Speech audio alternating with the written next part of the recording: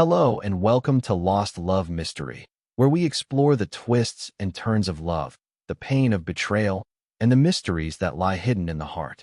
My name is Ryan, and I'm sharing a story about family, respect, and the difficult lesson of knowing when enough is truly enough. For years, I found myself in a position of providing substantial financial support to my wife's family.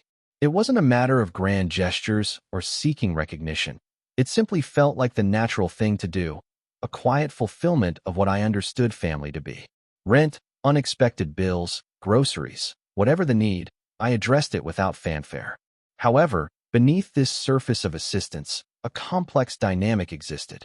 My mother-in-law, in particular, maintained a distance that, over time, became increasingly clear. It wasn't overt hostility, but rather a subtle yet persistent sense of being unwelcome. No matter the extent of my contributions, I remained, in her eyes, someone on the periphery. The breaking point arrived after a misunderstanding, a rather unpleasant confrontation where words were exchanged that cut deeper than I anticipated. In the heat of the moment, my mother-in-law's message was direct and unmistakable. "Don't bother coming to our home for any reason, going forward." Those words, spoken with a finality that resonated, were a turning point. It wasn't just about staying away from their house. It was about a fundamental shift in my approach. I made the difficult decision to withdraw entirely.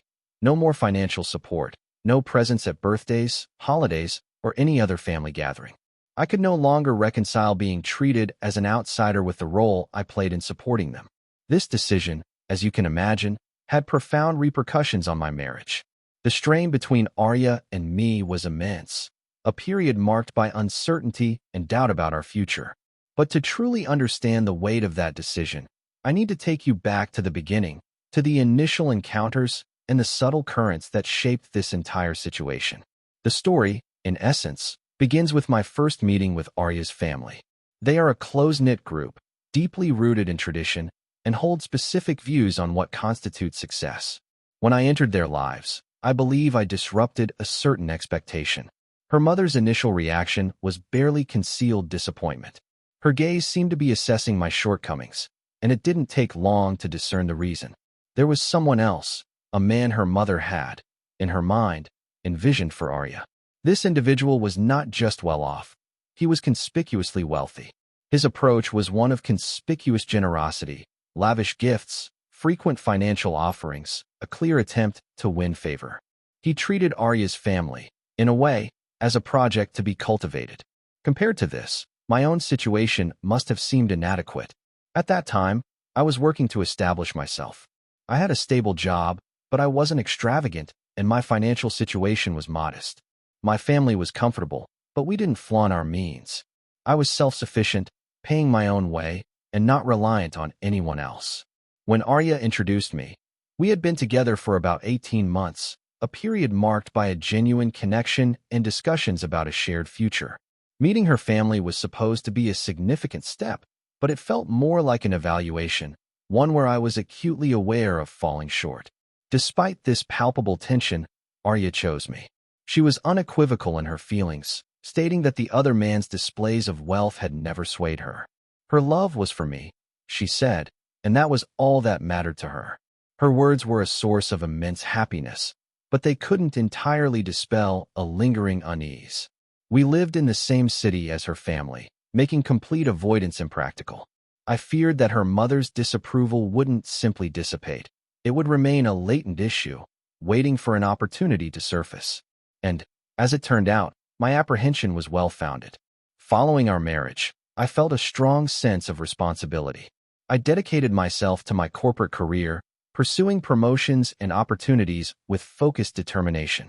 I wasn't just working for a paycheck. I was striving to build a secure future for Arya and, eventually, our children. I also pursued side ventures, online freelancing, and various ways to supplement our income.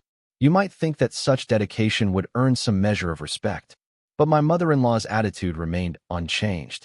Throughout those early years, her demeanor towards me was consistently cool, marked by the same sense of inadequacy. It didn't matter how hard I worked or how committed I was to my family. I never seemed to measure up. The underlying reason, I knew, was her belief that Arya could have married someone wealthier. In her eyes, my presence had deprived the family of a son-in-law who could have provided a more comfortable life. I wasn't that person, at least not initially. Eventually, after years of effort, our financial situation improved. Promotions came, side projects gained traction, and we moved beyond mere survival to a place of relative comfort. It was then that I decided to take a step I hoped would bridge the divide with Arya's family. I began to provide financial assistance.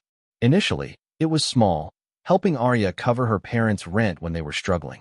As my income grew, I established an emergency fund for them, particularly important given my mother-in-law's diabetes and the associated medical expenses. Sometimes, Arya would mention they were low on groceries, and I would send money.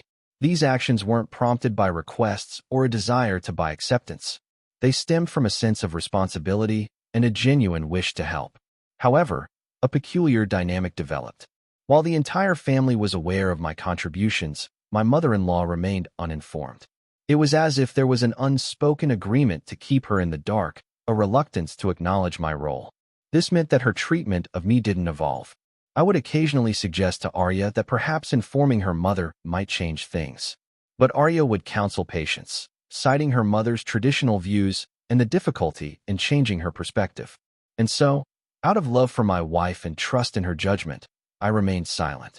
I continued to give, to assist, and to be present, all while feeling like an unacknowledged presence, a mistake that Arya had made.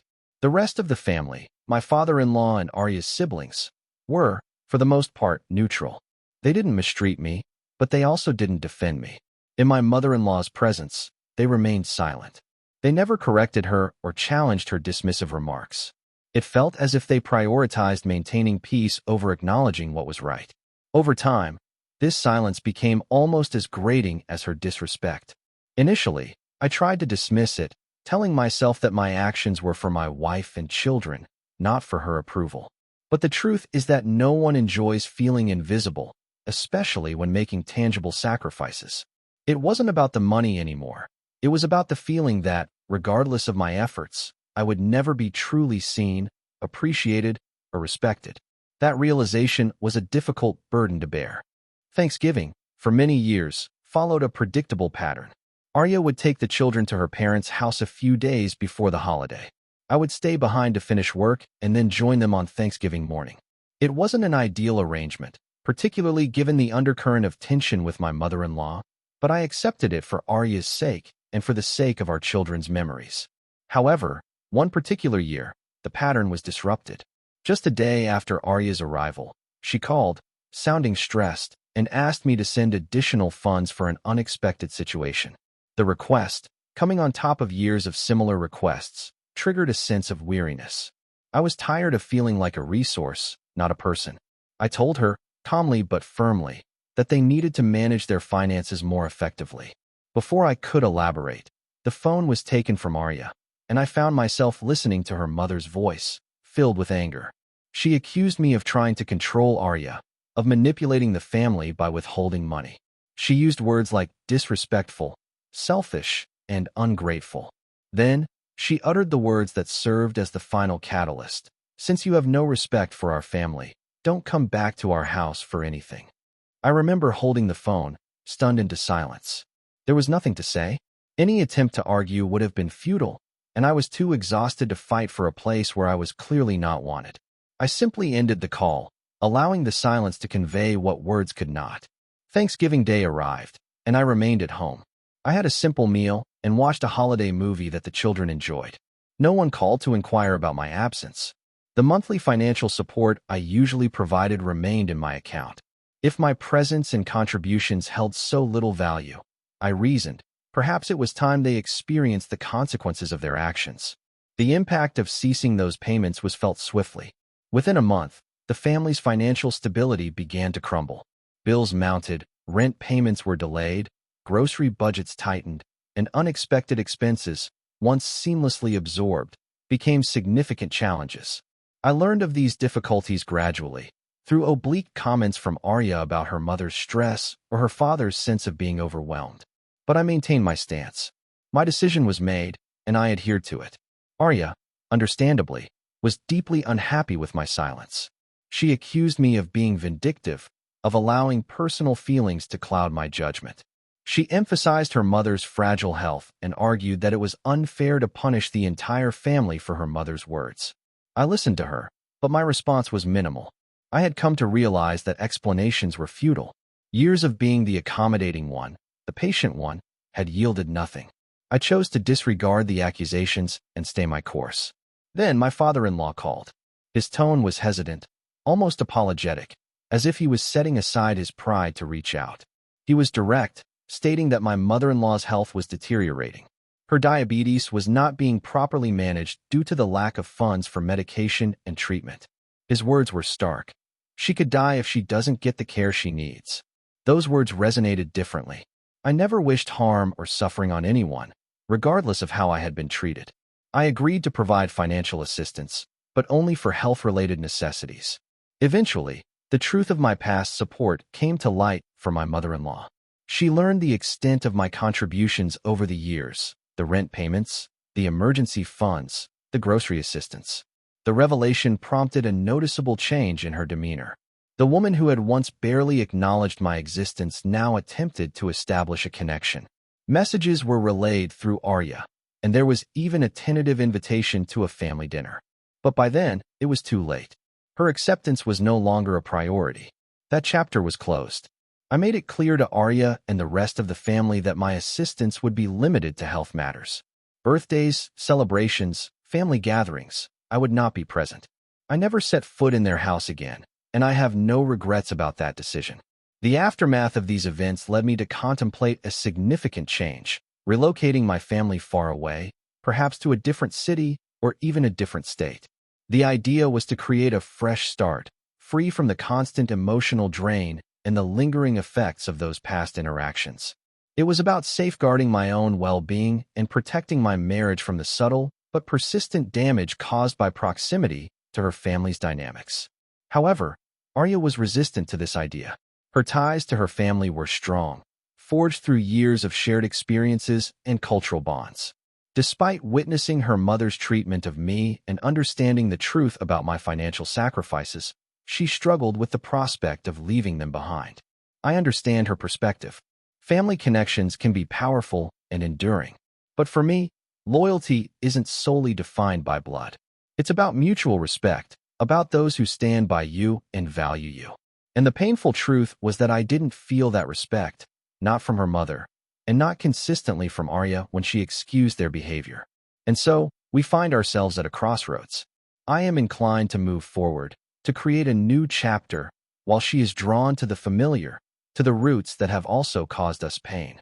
Reflecting on this entire experience, I've gleaned several difficult but valuable lessons. First, I've learned that some people won't recognize your worth until you withdraw your support. My years of generosity and kindness didn't earn me respect. It was the absence of that support that brought about a change, albeit a belated one. Second, I've realized that silence and patience, while often virtues, can be exploited. My willingness to wait for acknowledgement only made it easier for them to disregard my significance. Third, I've come to understand the critical importance of partners setting boundaries with their families. The lack of clear boundaries almost fractured my marriage, placing me in a position of conflict that I should never have been in. Fourth, I've learned that consistently being the bigger person can make you a target. When you repeatedly absorb disrespect, others may perceive it as acceptable behavior. Finally, and perhaps most importantly, I've learned that inner peace is more valuable than pride, but achieving it may require sacrificing relationships that you once believed were unbreakable. Now, I turn the question to you. If you were in my position, what choices would you have made differently? Would you have continued financial support, even when health was at stake? Would you have suppressed your feelings and maintained a facade of cordiality to preserve family harmony? I'm genuinely interested in hearing your perspectives, because when you're living through such a situation, the answers are rarely as clear-cut as they might appear from the outside.